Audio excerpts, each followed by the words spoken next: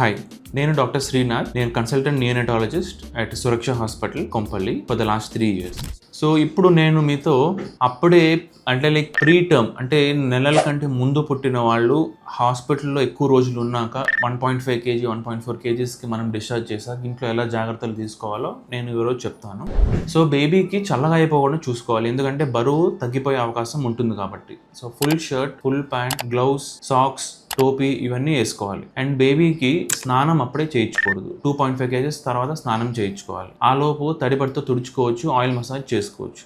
ముఖ్యంగా బేబీని తల్లి ఛాతీ మీద క్యాంగరూ మదర్ కేర్ అంటాం. సో ఛాతీ మీద ఛాతీ పెట్టుకొని పైన బట్ట కప్పుకుంటే బరువు పెరగడానికి అవకాశాలు ఎక్కువ ఉంటాయి.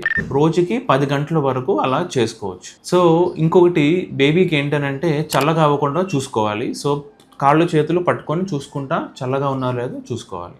Thank you.